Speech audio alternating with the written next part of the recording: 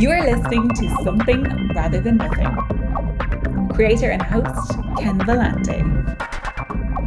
Editor and producer, Peter Bauer.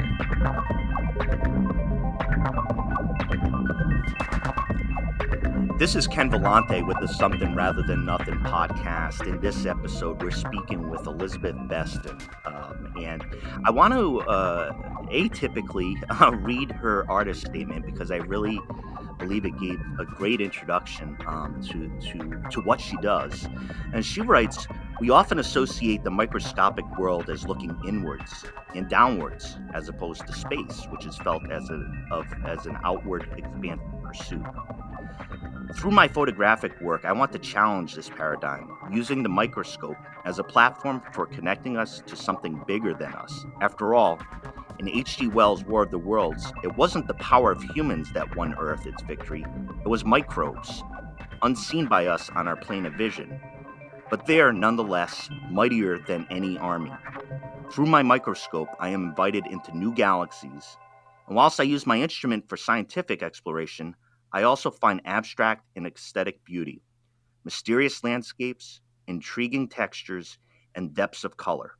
It is these fascinating discoveries I want to share with the world and show the beauty under a microscope through visceral eyes." Elizabeth Beston, welcome to the podcast. Hi, Ken. Thanks for having me. It's a great pleasure. Starting off right from the get-go. Were you an artist when you were born? That's a good question. I think yes, and also no at the same time. I think all humans are artists, perhaps with a little a, and also scientists with a little s when we're born, because as children, as adults, we explore, we're curious, we create, we make, we write, we draw, we perform. So yeah, we are as beings, as animals, artists, and scientists, and obviously many other things as well. But artist with a capital A, I wasn't. No, I think that's something that a person has to choose to call themselves. I think there are many people out there who create art who don't call themselves artists, which is interesting. I don't feel comfortable calling myself a scientist, yet I am doing a biology degree. I feel like I have to get my degree first before I can call myself a scientist. However, when I was an artist, I didn't feel it necessary to get my degree in art to be able to call myself that. But yeah, I think artist with a capital A is something that you choose for yourself. But we're all artists and scientists when we're born. Yeah, I do enjoy that because I find it's a great discussion to get into, how much we have control over, what part of it is, built into us in our identity.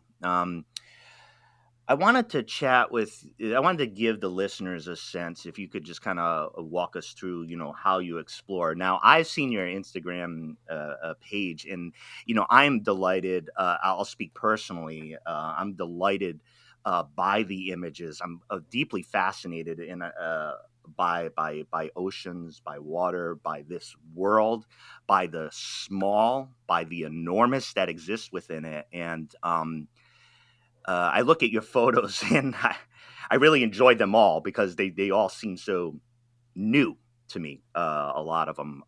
So can you take us through, whether art, science, taking photography, you as a photographer, how are you going into this world and in engaging with it? And what do you find? The way that you just expressed that interest, Ken, is very much how I feel about it. It's the marine world for me, particularly, is extremely exciting and mysterious. It's a place where we can't exist. We can't live in the underwater world because we don't have gills. And there are so many creatures in that world that only exist in that world, like echinoderms, so sort of starfish and sea urchins and so on. And like you say, the range of sizes, from the tiniest single cell organism to the enormous blue whale and everything in between. And for me, I engage with that world on the shoreline, intertidal, it's called. And I go rock pooling, I walk on the beach, I come across animals that have been washed up. So the deceased, which are equally fascinating, because I get a real opportunity to have a really good explore, and I can notice things like textures and shape, and record that, and get really intimate with those morphological features. And down at the rock pools, I can see things living. I can see things working together. I can see the ecology, which is really exciting. And then there's the microscope. So I bring home some samples, and I can see this tiny world. Like diatoms, for example. I went to the rock pools yesterday, and there's this sort of buff-coloured, muddy-looking, kind of stringy stuff that's just not very attractive at all in the rock pools. And then you take it home and you pop it under the microscope, and bang, there's these golden shapes, crystal-looking glass things. I mean, this is what diatoms are. They basically have glass exoskeletons almost. It's an algae, but it has these outer casings made of silica, and they're so vibrant and beautiful. But you wouldn't know that. You wouldn't know that looking at this muddy gloop. It's incredible, all these layers of interest, from the seascape that you see with the greens and the browns and the reds of the different algae, down to the intricate shapes and colors and patterns of the micro world. I've no idea if I've just answered your question. I think I just went off on one. No, absolutely no. It just yeah, I was totally vibing what you're saying, and kind of following, and that's the piece with that. Just for me, and believe me, I'm not going to overexpress the knowledge I have about the oceans. I am from Rhode Island, which is the ocean state, but I'm not going to say that gives me, all the technical pieces. But I think one of the most curious pieces about the ocean tends to be, whether you look closer like you do, or you see that fish, of how everybody always says alien, right? Like it doesn't belong, like some of the deep water stuff. It seems so, we know it's there, but it seems so foreign. And I think there's in general this deep fascination of how did these almost like space creatures end up in the water. And I've always thought that there was a strong draw, at least for me, in seeing others, are like, what is that thing? What is that, animal, if you could see it? And with your process, you have that, but you even drive down deeper to see, under the microscope, what else is there. So I enjoy following that path with you. I wanted to ask you, Elizabeth, and when we first started talking, you mentioned about science. We're talking about art and science and your connection to that. And you said you had considered yourself an artist. And I know from you telling me you've been involved in different art endeavors. I wanted to ask you, what is art, in your opinion? That is an incredibly good question. And from my point of view, this is just my opinion, I guess it's a creation of something where something other than function is the priority. I think that's something that I kind of resonate with. But also at the same time, I don't think it's my place to say what art is. I do feel like that's the privilege of the artist. I was thinking about how I could stand on a hillside and I could move my body in a certain way, and I could say I am exercising. Or I could move my body in the same way, in the same place, and I could say I'm creating art. And I know that it's been mentioned on your podcast before, but I think it's about intention, isn't it? It's about, why you're creating something.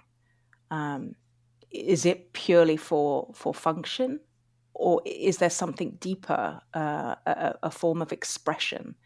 In the way that I mean, does art have to be seen? I mean, that's another question that I ponder. Right. If art is, if I create a painting and don't show anybody, is that art? Yes, I think it is, but yet I'm not giving a message to anybody. I'm not expressing myself to anybody, just expressing myself to myself. It's a really Well, let fascinating me, question that I could go round in yeah. circles with, I think. No, thank you so much for that, Elizabeth. But one of the things that popped into my mind, maybe to like give it a more of a tactile like piece to it, it's extremely theoretical question, but you're a photographer and you're a skilled photographer and you have that skill, and of course, um, you know, photography has to deal with, is it a sheer documentation, or in the composition, is there something artistic? And I wonder about that question for you, because the only thing that would be expected of you with a photograph, I would surmise, in the science world is documentation. What is the thing? Reflect it properly.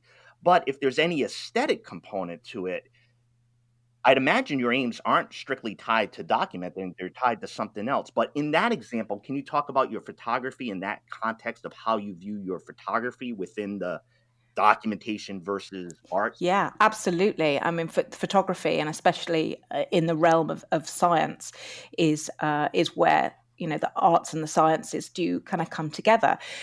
When I'm out exploring or using the microscope, I will take different kinds of images. I will take images that are for function, for identification. They won't be particularly pretty, but they will be, of a particular part of an organism that I need to see to be able to say, it's this species. And then I will also take photographs that are more from an aesthetic point of view, perhaps emotive, wanting to excite people. For me, expressing my excitement through an image, which if I presented a strictly sort of scientific image, say I'm down at the rock pools and I take a photograph of a brittle star and I am taking a picture for it to identify it, I don't feel as though I want to present that to, say, my followers on Instagram, because on Instagram, I want to share my excitement and my passion and my enthusiasm and Yeah. my squeaminess and, oh my goodness, it's a brittle star. So Look at this. Look at yeah, this. so, Yeah. and I think that inspires me to take a different kind of image. And it's the same with the microscope as well. I will compose things. I will put things in the frame in a different way to create something that is more, not palatable, but more exciting and more inviting. Yeah. Thank you for that. I was very interested in like on that point too, because I know that it was very useful for me to hear how you would like to present into whom and to why, and those purposes in the photographic image itself. I wanted to ask you, um, what is the role of art? And you can speak from your art, but what role that has? And I want to say, for me, looking at your stuff, I'm like, this is me without any knowledge. We're meeting each. I'm going to look at your stuff and I'm going to say, through these images, what is spectacular in the oceans will inspire people to protect them, because if these fascinating things are there, they should be there, right? Like for me, I'm thinking of that, and I know that's very, very questionable, like as if you expand it to everybody. But I'm speaking specifically about the role of art or the work that you do. What do you think is the role of it for you? I think the work that I'm doing now is to get people excited. And I think that as a byproduct, as a byproduct of that excitement, will hopefully come a sense of responsibility, a sense of wanting to protect. But I think for me, rather than wanting to talk to people directly about that, is to just share the excitement, to get people excited, to be almost like a gatekeeper, I suppose, to take this unseen world and say, hey, look at this exists, isn't this amazing, and get people excited about that, and then perhaps go and do something with that. But I don't think that's what all art is about. I mean, art has so many roles. In the past, art for me was about catharsis, was about therapy, expression, finding my identity. So, I think that the role of art in an artist's life can change, and also the role of art in an observer's, in an audience's life can change as well, depending on where you're at. You will view art in different ways and get from it different things. Yeah, I really appreciate your comments there. I wanted to mention one of the things as far as my exploration of the oceans, that it was just a general big realization. I'm from the East Coast, and the Atlantic Ocean is so very different from the Pacific Ocean. And then when I moved out to the West Coast, the Pacific Ocean is so extremely powerful and to be deferred to, like in its strength. But one of the pieces that I was able to enjoy in Start Forever were the tide pools of that would collect along all the rocks and crags on the Pacific Ocean, which is pretty much a unique experience. I've been out here for 10 years in doing that and seeing things I had never seen by being at this ocean and having access to it. So I found that here my experience is like, it's such a cold, intimidating, and powerful ocean that there's this deep respect for, but it's also open at the edges on the tidal pool for you just like kind of to go in. It's been quite a thing to get used to growing up on one ocean and going to another ocean that feels so different from me. So I just wanted to have the opportunity to share that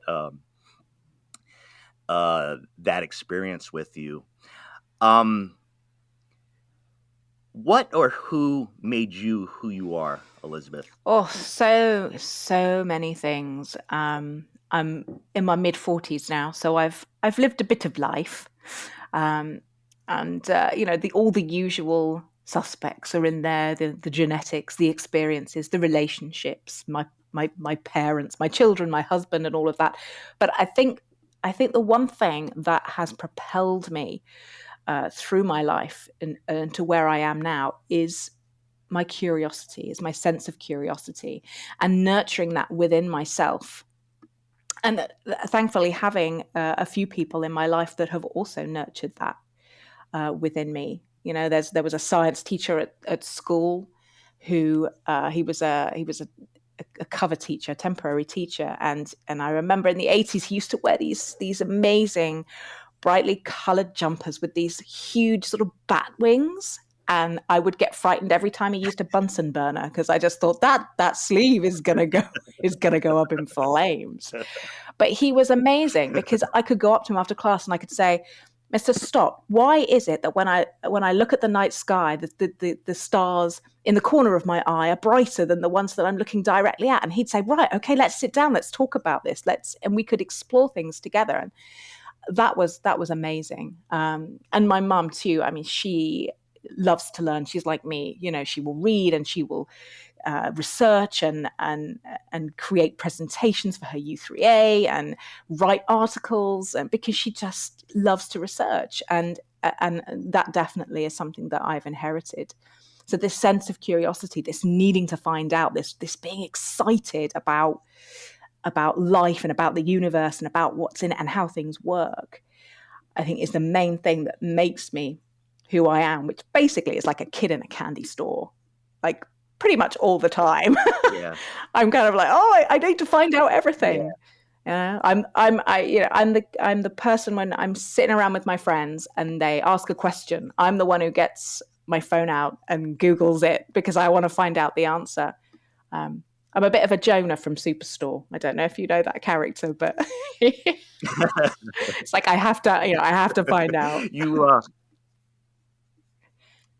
No, I really connect with what you're saying there, and I think the curiosity. It's good to connect with you around that curiosity because I think questions prompt that. Just with what I'm trying with the show is the questions prompt the kind of like that openness, the curiousness. Why? Because we can't answer a question or know what a thing is doesn't mean we shouldn't at least try. In my opinion, we're going to fall short a lot of times or have some misconceptions, but I think for you or I, the process of getting there is definitely worth, wherever we end up.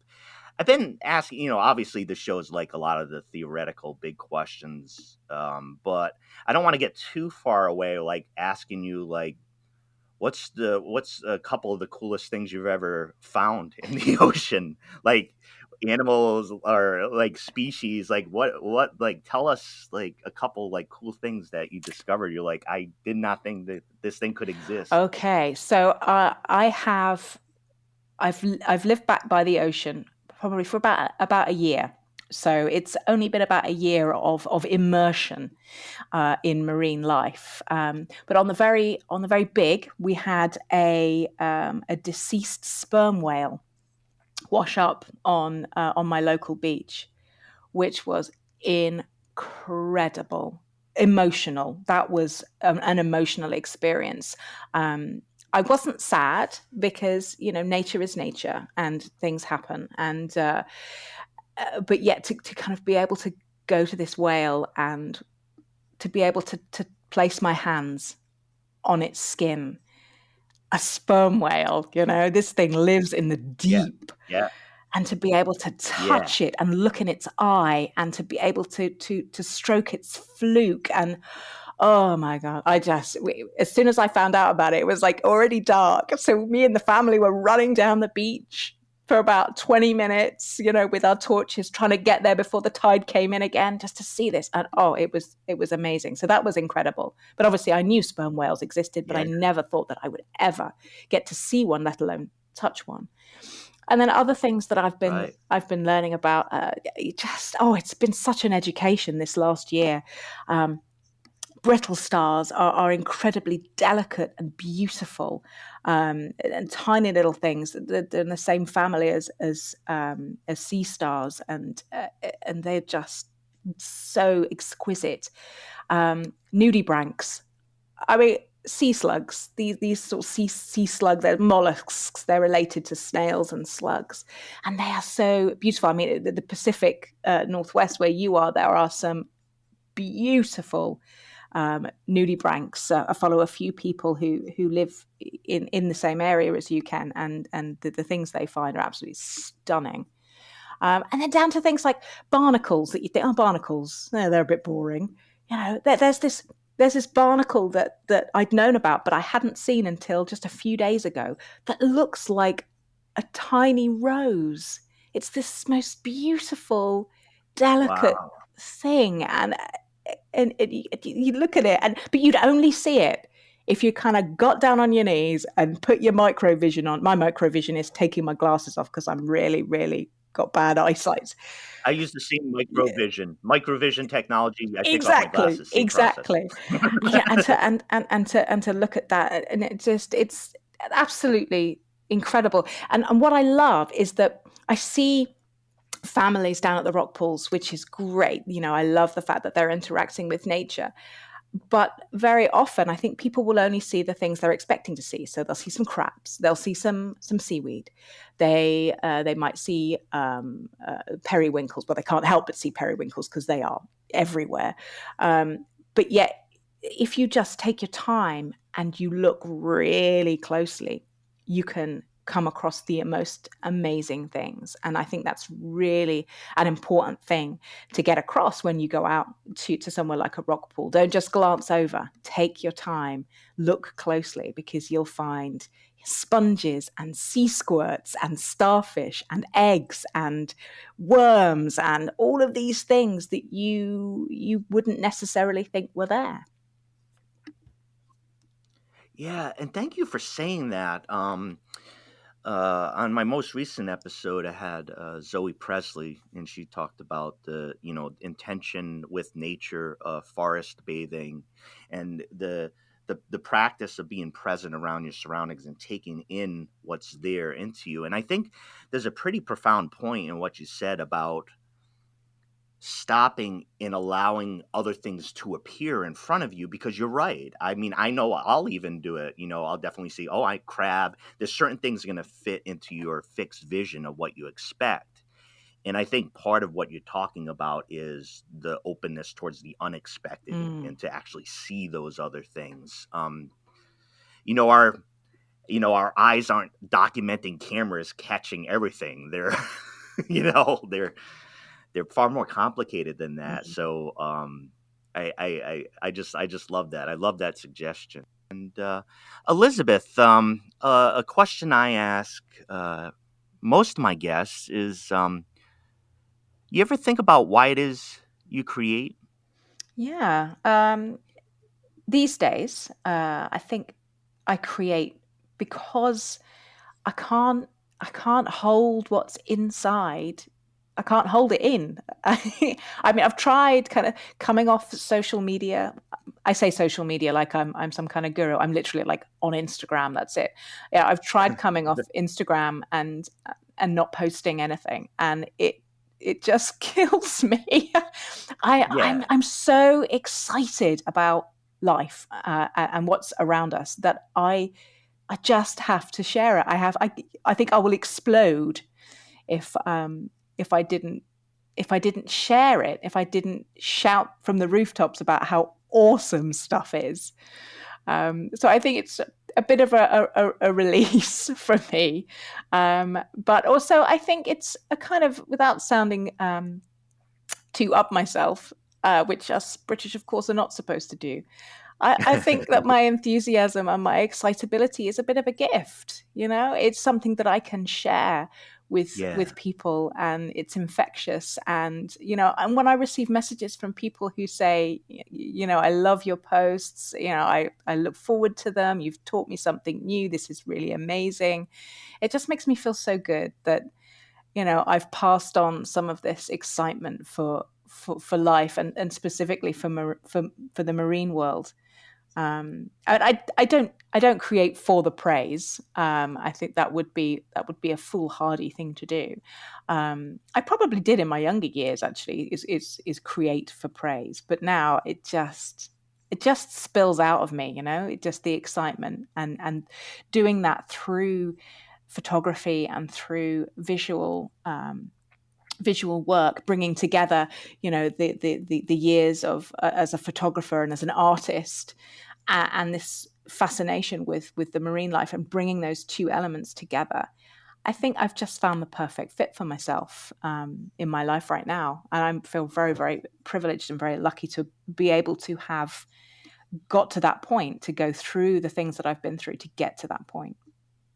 Yeah, and I really appreciate your comments and your sharing of the gift, honestly, because it's a struggle probably for each human, but for each human who kind of just trying to figure out, what do you share with others, right? You're like, what do you show, and how you show it. But I believe it can create those connections that are important not only to you as the artist, but for me, some guy up in the Pacific Northwest who sees these images and say, "Oh my goodness, look at this!" Right?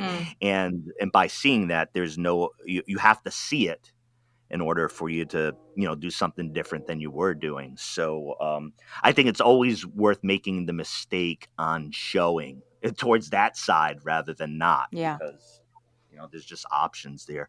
The big question: why is there something rather than nothing? Is there actually nothing?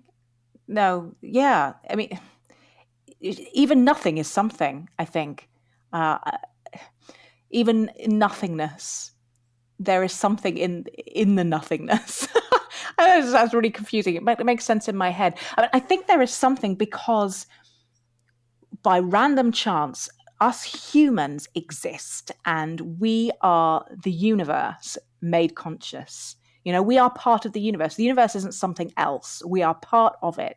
And we have these amazing brains that allow us to observe and to interpret and to explore. And the fact that we can say that there is something, that these brains exist that enable us to say there is something, is why there is something. If humans didn't exist, would there still be something? I don't know. That's kind of a philosophical question. Is there Right. only something because we can call it something? Yeah. Yeah. I think I'm properly stymied at this point. So I have to thank you so much, Elizabeth. I loved your answer. I want you to share with the listeners how to come in contact with you, what you share, the oceans, the photography. Tell the listeners where they need to look. Yeah, I mean, come find me on Instagram. I'm at Elizabeth Beston, Beston. That's all one word, Elizabeth Beston. And I share about the intertidal marine life of the North Norfolk coast. So Norfolk is in East Anglia in the UK, and we are part of the North Sea. And I visit this rock pool in North Norfolk. It's actually the only rock pools in Norfolk, because it's quite I don't want to say barren, because obviously there is a lot of life. We have this amazing chalk reef off the North Norfolk coast, which is full of life.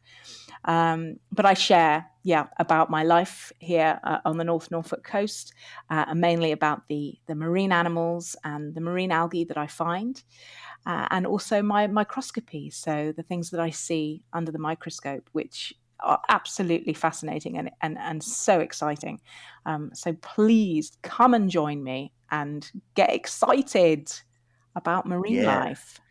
Yeah, and thank you for sharing that. I know if listeners are interested, they'll find a lot just beautiful things you might not have known to be there before. I wanted to thank you, Elizabeth, for helping me for meeting you and really encountering your amazing work, but also for me to be able to connect with the oceans themselves, which are extremely important to me. And I actually, probably know what this means. Ocean's about an hour west of me. That when I need to flee to the ocean and get what I need there, because it's a magnificent world that I was shown appreciation for as a little kid, and that excitement, like yours, never wanes. So I wanted to thank you for sharing in that with me. The ocean is such a special place. It really, it makes my head feel right. And of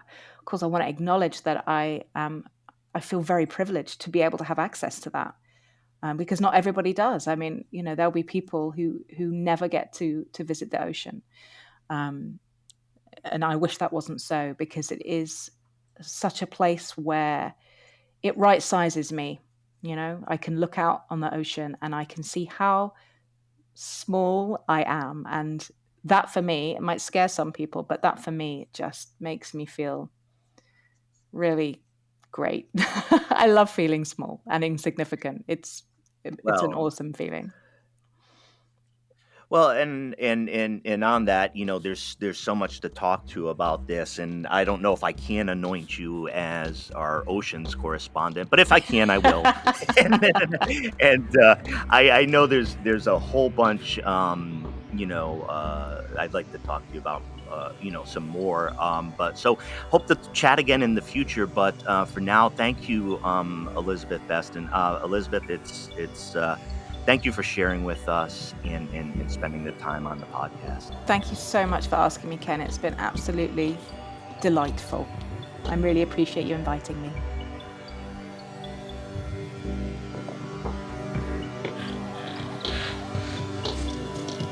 This is Something Rather Than Nothing,